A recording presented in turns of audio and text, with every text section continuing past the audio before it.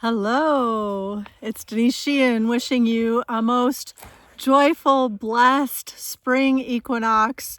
Oh my gosh, it feels like we could really use a bit of fresh rebirth energies right now. So I'm pretty excited about that.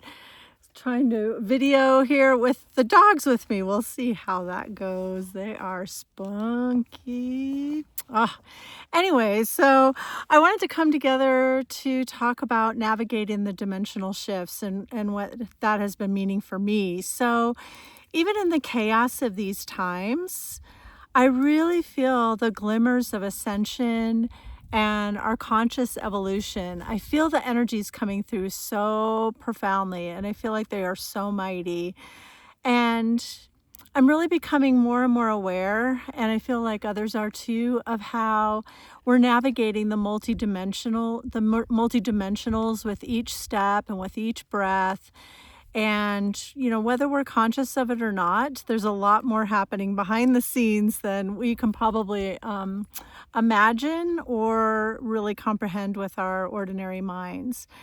And today I feel called to offer some reflections about how to navigate the dimensions and also share a little bit of my personal story. So, just to see what that looks like, at least from one person's view, in case that may be of service to other people. And I feel like the journey of consciousness can be really, really kind of tricky in a lot of ways. And your mission, should you choose to accept it, may look a little bit like mine. So that's why I'm sharing today. So let's get to it.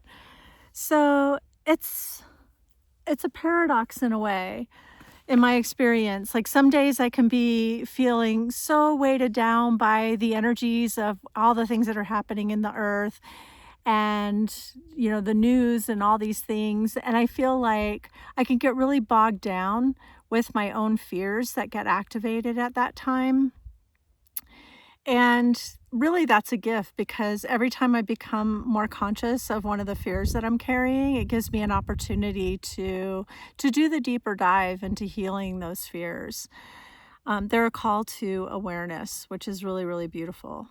But at other times, I can feel like so expansive and full of hope and faith and trust. And it's like I feel almost like invincible. And I'm walking around and I'm like, just kind of have a sense of almost like levitating through the world. And it's been a journey of like going back and forth and back and forth. And I feel like that's a natural part of it. And we can, we navigate and we clear and we heal, and we get to kind of journey more into that upliftment as we go more and more.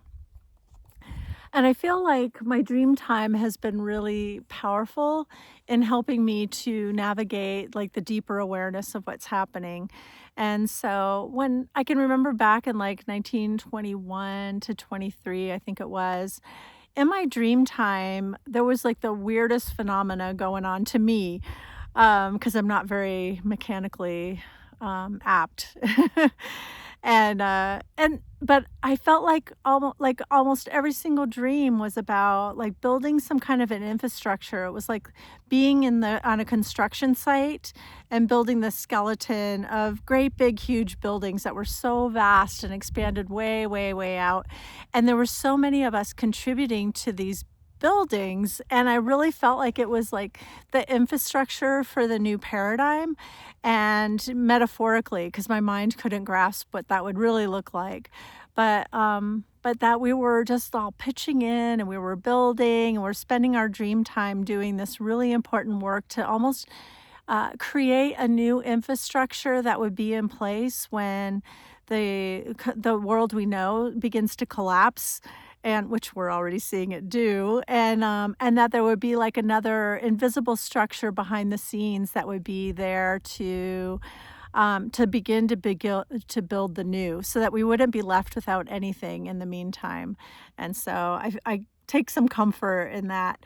But my dreams over the last couple of years have been really different in that they've taken the flavor of being really, really about interpersonal relationships and co-creating, loving containers for exploring the world and building the new world. And so I feel like there's much more connection, whereas before our focus was all turned on what we were creating, and now our focus is turned towards one another and what one another thinks and believes and dreams about and visions for our new world. And so that's really exciting. What's really interesting too is that my original Reiki master from my training in 2006 had posted something about her dreams also being about infrastructure, and her knowing several other people who had those dreams is like, oh, you were there too? That is so cool. So it's funny how other people are remembering these things. Like, well, you can't make this up. It's so much amazingness. But I feel like the emphasis on relationships is also kind of connected back into, one of the current trends that we're seeing is really, like conquer and divide, and making everyone else be another, an other, so that we can kind of marginalize them and I feel like that is the exact opposite direction of the expansion of consciousness that we're called to create. So for whatever reason, this is creating some tension and awareness in us, but yet I know in my heart that the true path, at least for me and mine, is to really walk into that path of unity consciousness and allowing us all the freedom to be an authentic expression of the divine. And we're stronger together as we weave all those different patterns of authenticity. And so a lot of us are really aware that there are multiple dimensions, and that for the most part, in spiritual communities, we're talking about going from the third dimension or density into the fifth dimension or density. And the fourth dimension or density would be like the time and space it takes to get from one to the other. And I think what we're coming to realize is that all the dimensions are overlaid on top of one another, even beyond the fifth, but that we have this beautiful access to the frequencies of the fifth dimension with each moment, with each choice, and that is really important for our evolution. We get to choose how we align. The tricky part is that we have to be conscious of that and conscious of ourselves in order to make that decision. And so that's what I'm going to talk to you about. Like, an inconvenient truth is that, like, we can go to a ceremony or have some kind of a realization, and all of a sudden we pop into a higher dimension and we experience all the love and the beauty and the joy and the expansion. And I feel like the truth is much trickier than that, at least from my perspective, that the journey really demands a lot of self-realization. And I love that word, like in the Yogananda terms, that self-realization of coming into really knowing ourselves so profoundly, and that is really the only path to help us to rise up out of the doldrums that we often find ourselves in, which is like embedded in the fears of the third dimension or density. But if we want to elevate through the path of self-realization, it may not be easy, but it's really worth it, because I feel like we go from suffering to joy, from struggle to ease, from conflict to peace, from fear to love. And no matter what is happening in the external world, we can access these higher states and engage with our reality from that perspective. So here's another inconvenient truth. Are you ready for this one? It's really important for us at this time to be able to access our own intuition and our spiritual connection to help us to navigate these tumultuous times. However, it could be really challenging when we have cloudiness of our minds, of our own unconsciousness.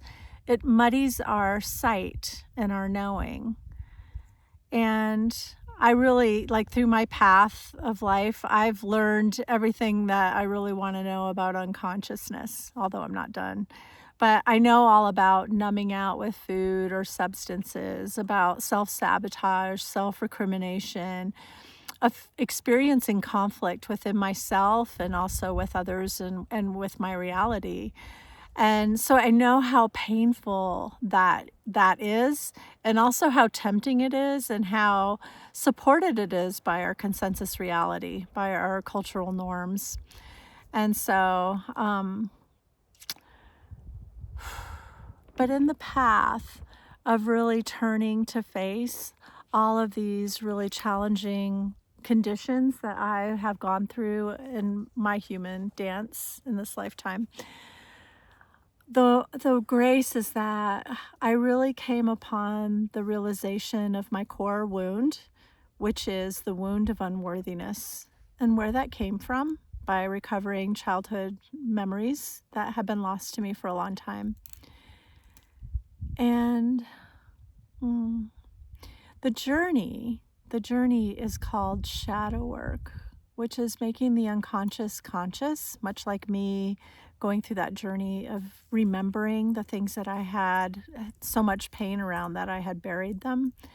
And we all have that. We all have different kinds of trauma or secrets that we keep from ourselves that are buried deep in our unconscious. And it's so important for us to be able to do that shadow work in order to come into terms with that.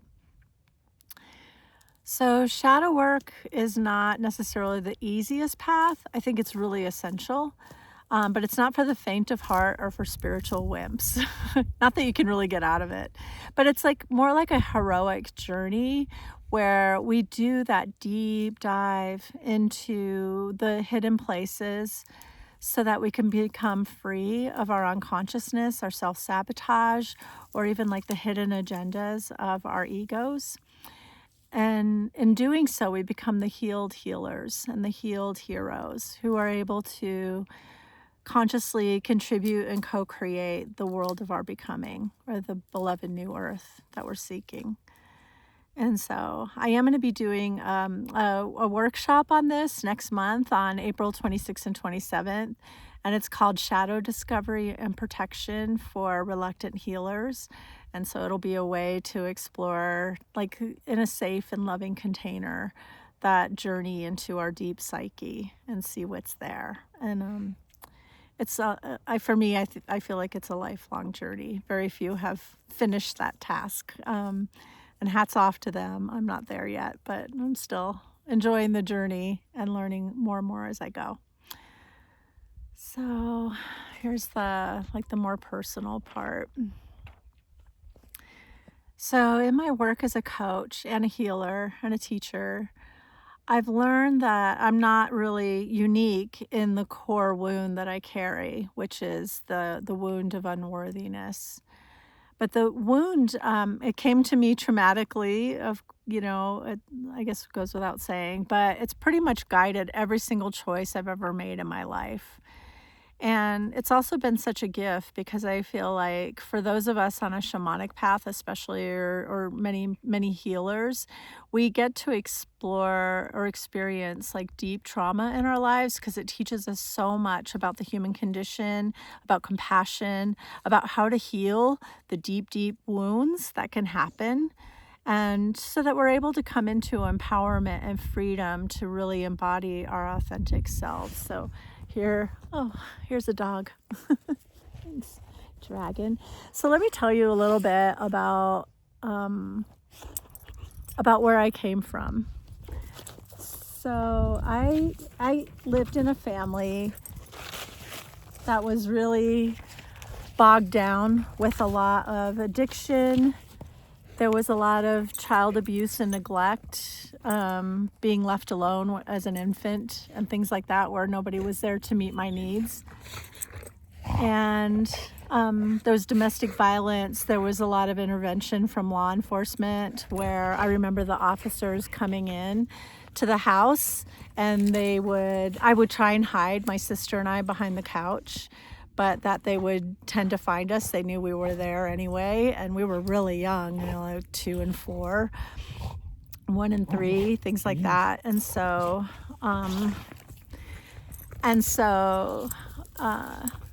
there was a lot of fear of being removed from the home, but also a fear of being in the home.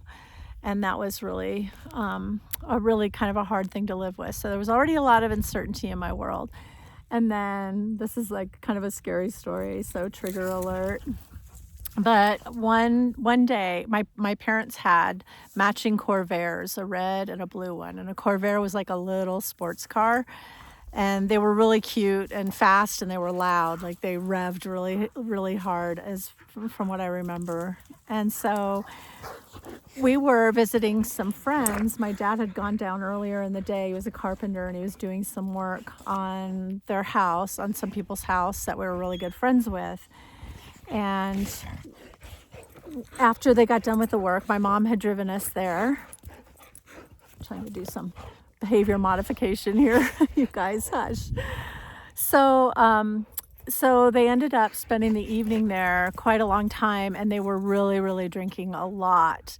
And I don't really know what the fight was about, but I remember my parents got in a fight, and it was really aggressive.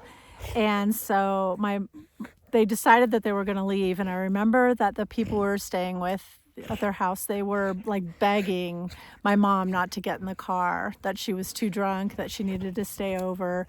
And my mom was just having none of it. So we ended up getting in the car with my mom. She wanted both of the kids with her. She was really insistent about it. And it was like kind of a rare thing. She let me sit in the front seat. I was the oldest one. I was probably 4-ish or 5. And so I was sitting in the front seat. My sister was in the back seat. She was younger than me. And it was a very fast and traumatic trip. And through the journey, my mom started to talk about how she planned to kill us all. And she wanted to go fast enough that my dad would be behind us. So she was driving really, really fast. And she wanted to figure out a way to roll the car so that my dad would come across the wreck and find us. And then he would finally feel guilty for what a horrible person he was. And so I was listening to my mom engage in this, and I was beside myself. Obviously, I didn't really understand what death was, but I figured out it wasn't probably a good thing what she was saying. And so I was sitting on the floor in front of the front seat. We didn't have car seats or baby seats or anything like that back then. And I was sitting on the floor, and I was like crying and pleading for her to calm down and to pull over or do something, wait for dad, like anything, please, like, don't kill us. And I had, she ended up not rolling the car. So that was good. That was good. Had that going for us. But afterward, I had PTSD so bad that every time they wanted to put us in the car to go somewhere, I would freeze. I would literally not be able to get in the car. And like they would have to pick me up and throw me in the car, and I would be kicking and screaming, which made me a very unmanageable child, which did not make my environment any safer, I could tell you that.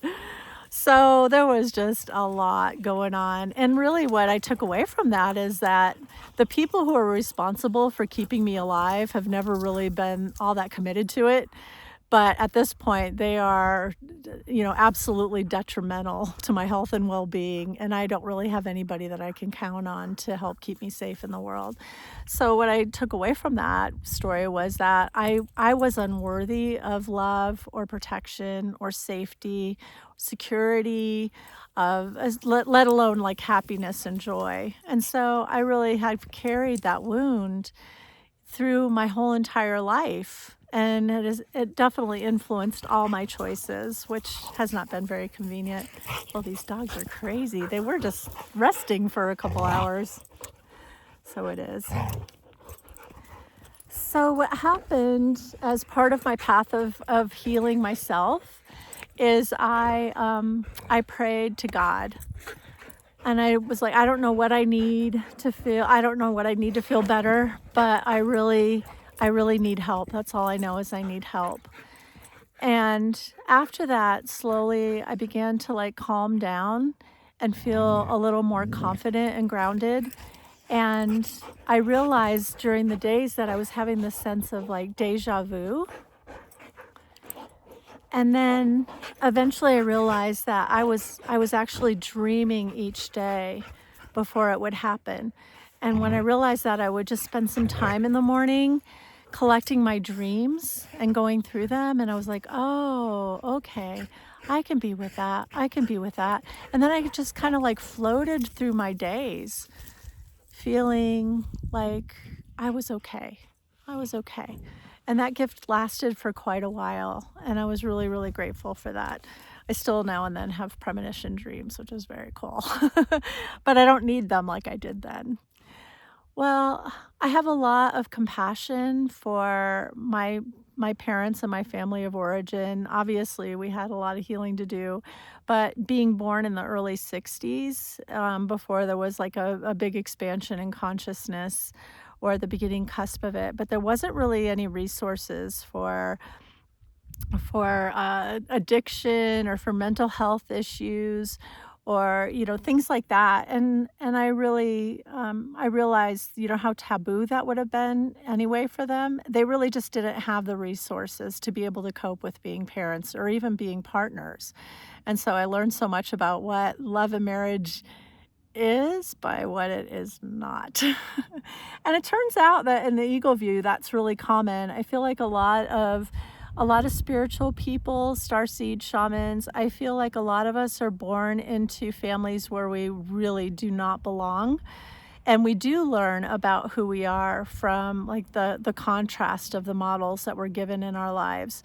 And that's a really painful lesson, but it's also really powerful to go through that, to learn in like a trial by fire in the fine art of humaning against all odds and making it through. I feel like another piece of it too is that oftentimes we're here to help heal our ancestral DNA. And so in my family, there was a lot of addiction, obviously, and incest and abuse, and those things had to be healed like somewhere. The cycle had to end with someone. And I feel like my sister and I have just done an amazing job of being a really different kind of human being, each in our own way. I think the other piece of it too is being really betrayed by archetypes. And so for me, that archetype has been marriage. It's like, oh my gosh, I have been like blindsided by the archetype of marriage over and over again and learned a lot in the process. But I feel like that's definitely been a part of my process, is to look at all the shadows of our world and how that shows up in partnership. And I happen to be a Libra ascendant, which means that like my whole slant is around relationship and partnership, and really like on some deep level really wanting that experience as part of my soul expression. I'm also Libra is ruled by Venus, and then I'm also a Taurus moon, so I also have that Taurus or that Venus influence in my moon. And so I feel like that expression of like the Venus goddess in relationship has been such a guiding light, but also a shadow that's allowed me to compromise myself time and time again. And yet I feel like the stars, my astrology and the stars, my star family, are all like really sharing with me how I am to evolve in my relationship to relationship. And that's really been important for me. There's a author, Mark Michael Lewis, who wrote a book called Relation Dancing. It's called Relation Dancing. And one of the concepts that he talked about was how, like in the olden days, like my ancestors were farmers, And they would come together as family, and they would have children, and everybody would work together in the fields and with the animals and really work as a team. And there was an economic benefit to it. There was a camaraderie. There was a shared experience in life, work, and life. And it was kind of a simpler time back then. And as we evolved in consciousness, we came to a different space. He calls it MMKES, and it's marriage, monogamy, and kids, which was also there in the former part. Marriage, monogamy, kids, and the eternal soulmate. So now in our days, we add all the extra pressure of expecting another to be our eternal soulmate, which is a lot of pressure.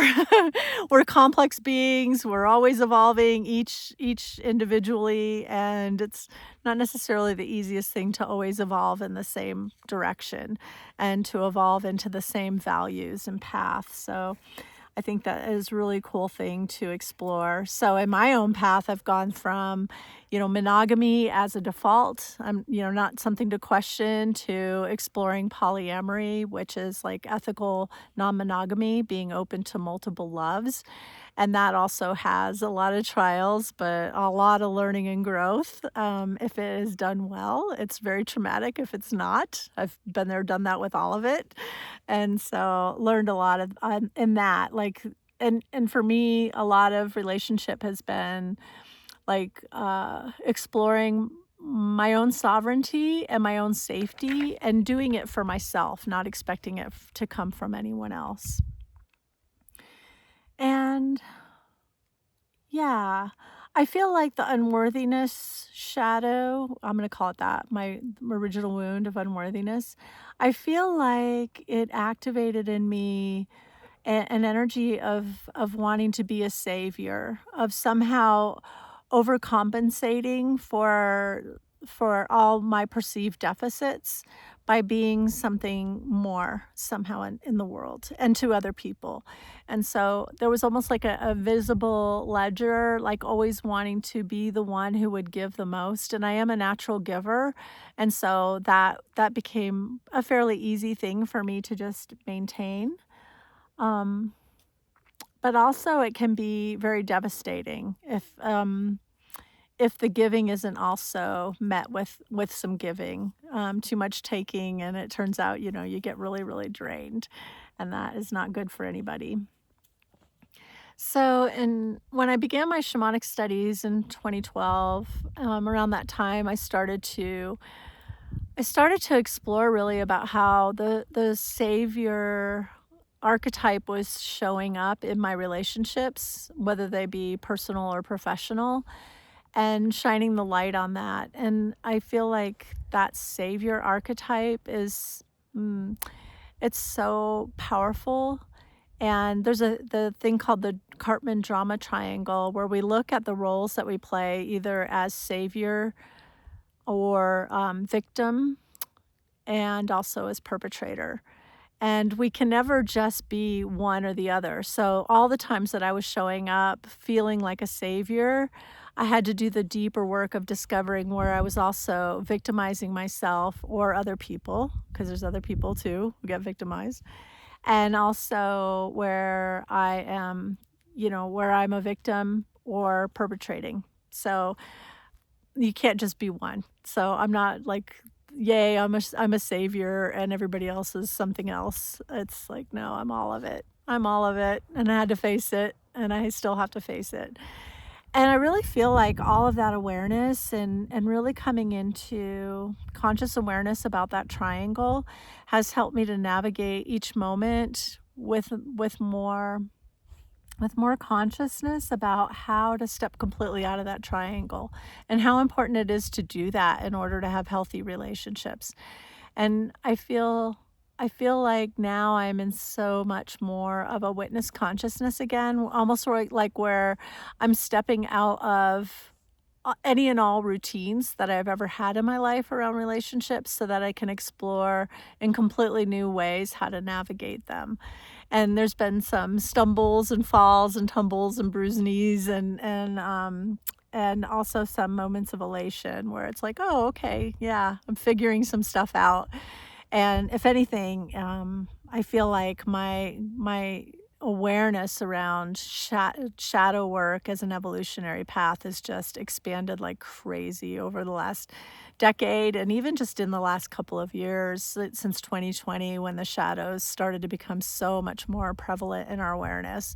I feel like so much has shifted inside of me too. And now I feel like I'm looking at beyond the drama triangle. How do we dance into more sovereignty and harmony with one another?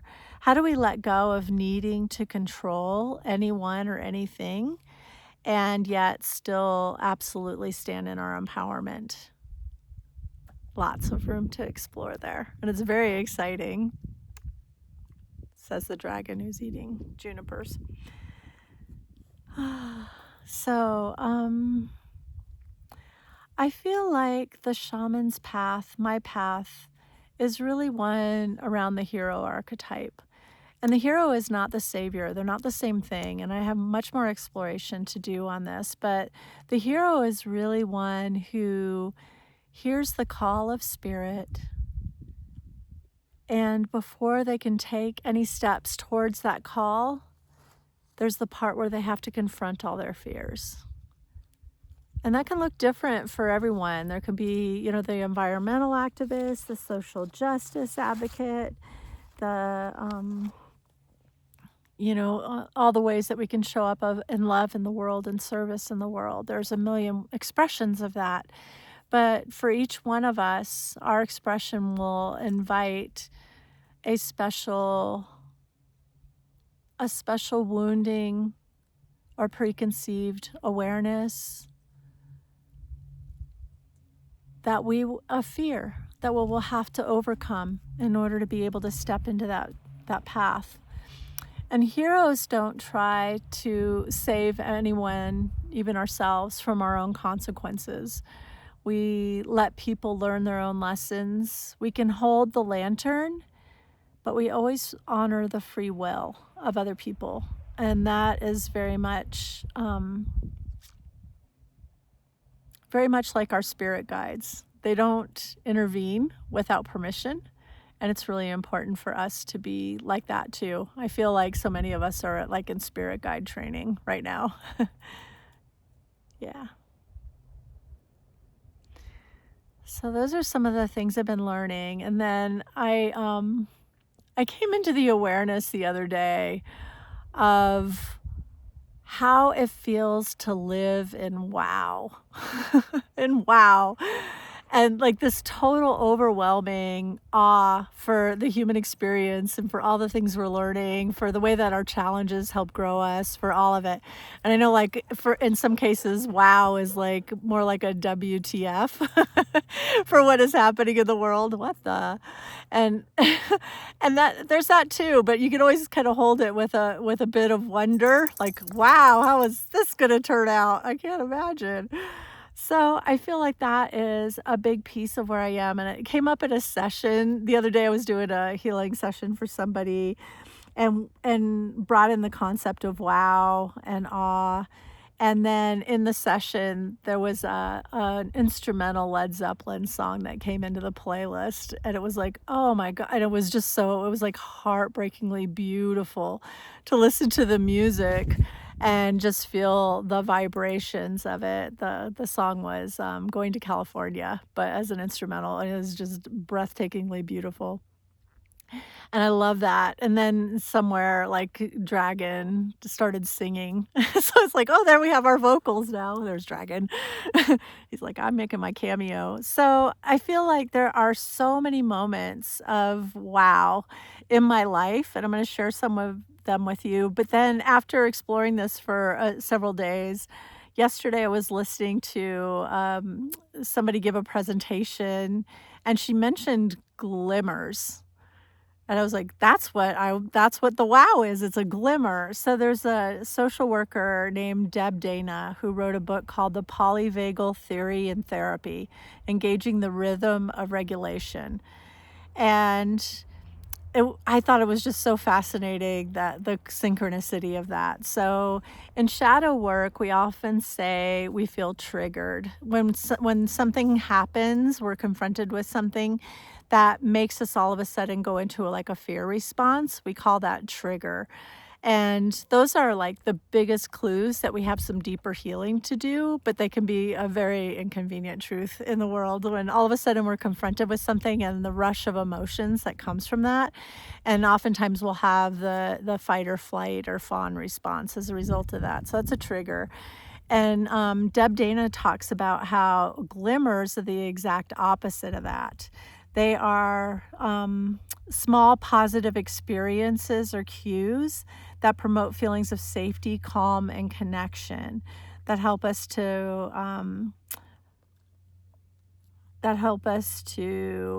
just feel more grounded and peaceful in our experiences. And glimmers are so cool in that they calm the nervous system, they promote safety and connection, groundedness and regulation. They help us build resilience and manage our difficult emotions. And they give us a sense of hope and well-being. And they also can encourage us to notice the good that is all around us, which is always present, but sometimes we're just distracted away from it, right? So it could be a conscious process that we engage with that can help us to find more of the beauty in the world.